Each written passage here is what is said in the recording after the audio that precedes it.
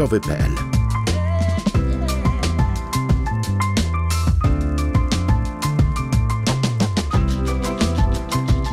Zaparzyłem dziś dla Was jedną z bardziej dziwnych herbat na świecie, może nawet najdziwniejszą.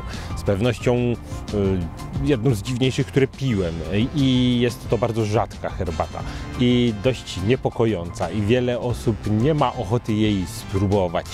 Otóż mówimy o odchodach ćmy.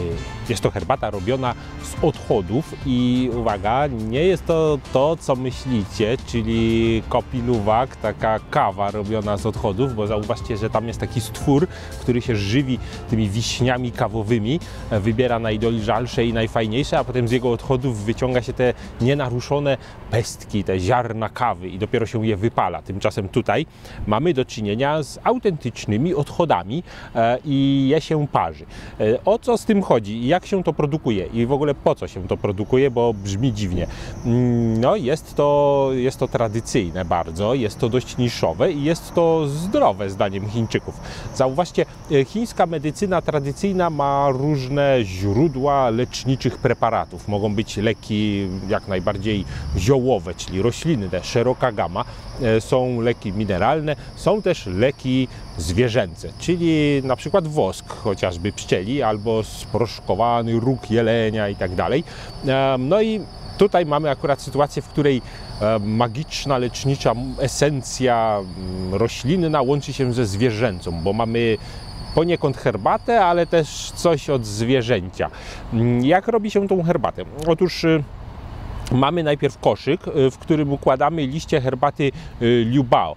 Na nią się mówi czasem pu'er, tak z angielskiego, ale pu'er to do końca nie jest, bo mówimy o herbacie ciemnej, jak najbardziej, o hejcie, ale o Liu Bao, nie o pu'erze. Więc jest to odmiana Liu Bao. Ta herbata jest umieszczona w specjalnym koszu, czasem wymieszana jeszcze z suszonymi ziołami i smaruje się to wszystko wodą, która pochodzi z płukania ryżu. Wszystko po to, żeby zwabić ćmę, która żywi się tym ryżem. W wolnym takim tłumaczeniu swobodnym to jest czarny robak ryżowy.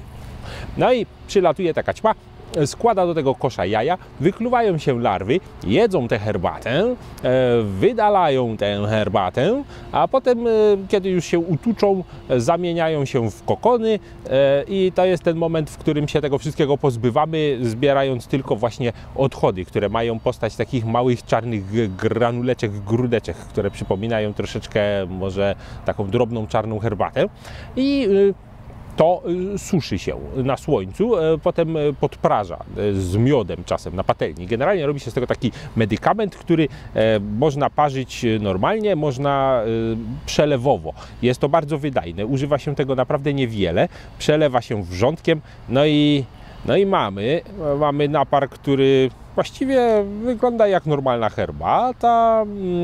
Czy pachnie jak normalna herbata? No jeżeli ktoś jest koneserem herbat ciemnych, zwłaszcza Liu Bao, no to znajdzie tutaj te nuty, ale tak naprawdę aromat jest dziwny no i właśnie, no nie każdy ma ochotę spróbować. No, ja znam osoby, które podchodzą do tego entuzjastycznie, znam osoby, które w ogóle nie chciały skosztować i znam siebie, który zaliczam się raczej do tych pierwszych. Naprawdę mi to smakuje i w ogóle mi nie przeszkadza, że są to odchody. No, czy to właściwości lecznicze ma, nie wiem, nie odczułem na sobie, ale jeśli chodzi o walory smakowe, to jak najbardziej. Pamiętajmy, że jak na herbatę ciemną przystało, można ją również sezonować, czyli im starsza, tym lepsza, tym droższa.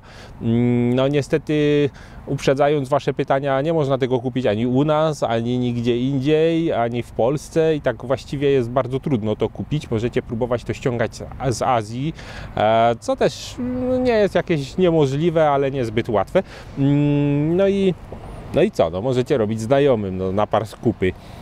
Jak to pachnie, jak to smakuje. No słuchajcie, tutaj jest przede wszystkim indol, taki charakterystyczny aromat, który opisuje się w herbacie jako nutę zwierzęcą.